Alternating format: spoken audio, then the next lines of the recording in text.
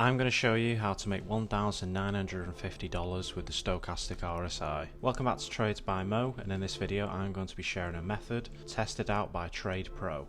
I'll leave the link for his video in the description. So for this method to work we need three things. We've got two indicators. The first thing we need is an exponential moving average. Click this once, and we want to set the input length to 200 and the style to white. You can make it a bit thicker if you want. The 200 EMA is a pretty common indicator used in trading, but essentially it is best used for determining trend. So when the EMA is below price, it's usually a buy trend, and vice versa, when price is below, you're looking for a downtrend. We're going to use this EMA to determine whether we take buy trades or sell trades.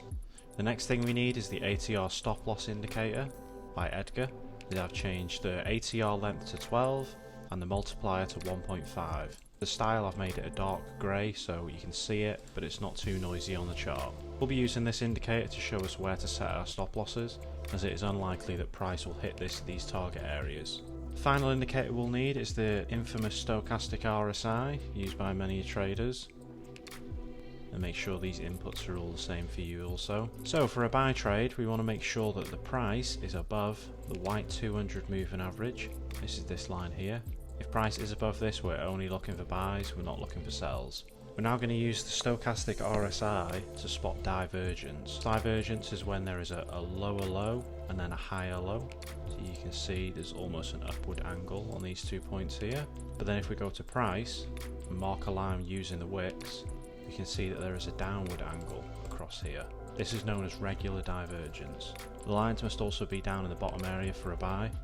So we enter when there is a clear cross upward here on this candle. We then use the ATR stop loss line to set our stop loss. We'd be targeting a 1 to 2 risk to reward ratio, and that trade definitely played out. Vice versa for a sell, so we can see that the 200 EMA is above the price, so we're only looking for sells.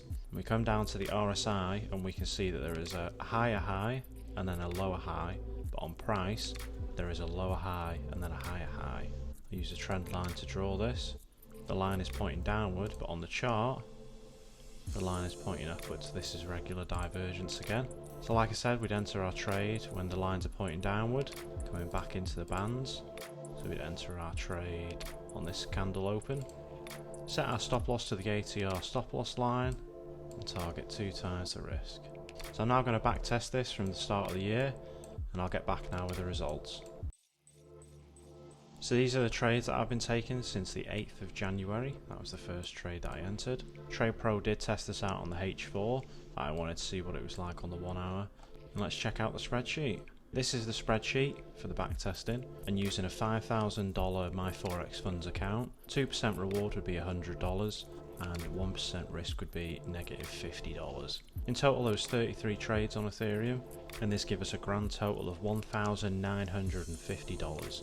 I definitely do check out this method. Always make sure you do your back testing. I hope you have enjoyed this video. Please click that like and subscribe button, and I'll see you in tomorrow's content.